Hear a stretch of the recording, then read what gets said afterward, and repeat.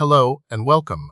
Today we're diving deep into a condition that can throw your world off balance: labyrinthitis.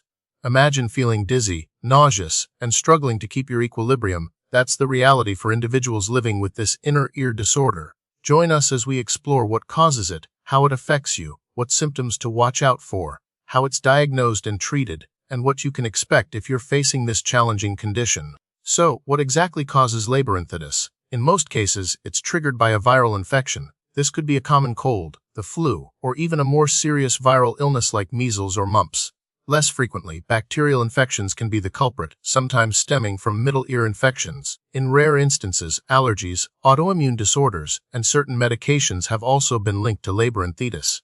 Identifying the specific cause is often challenging, but understanding potential triggers is crucial for effective management. To understand labyrinthitis, we need to venture inside the inner ear. Here lies the labyrinth, a complex network of canals and chambers responsible for both hearing and balance. Labyrinthitis occurs when this delicate structure becomes inflamed, usually due to infection. This inflammation disrupts the signals sent from the inner ear to the brain, causing a mismatch between what your eyes, muscles, and inner ear are telling your brain about your body's position. This sensory conflict leads to the hallmark symptoms of vertigo, dizziness, and imbalance.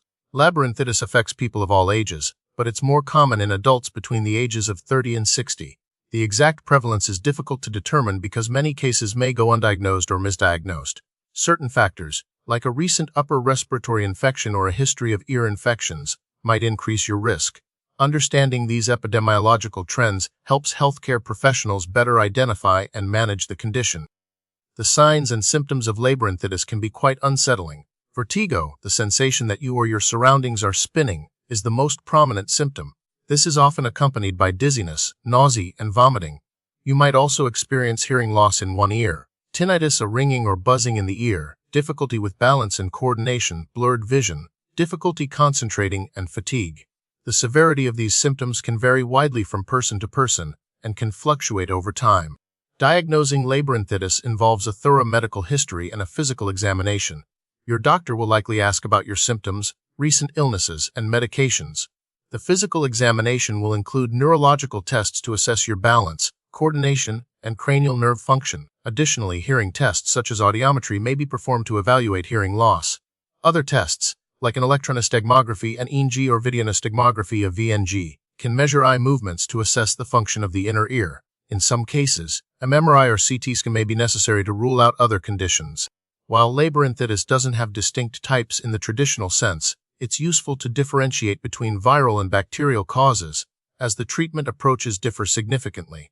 Viral labyrinthitis, being the more common form, is typically managed with supportive care. Bacterial labyrinthitis, on the other hand, requires prompt antibiotic treatment to prevent serious complications. Recognizing the underlying cause is crucial for effective management.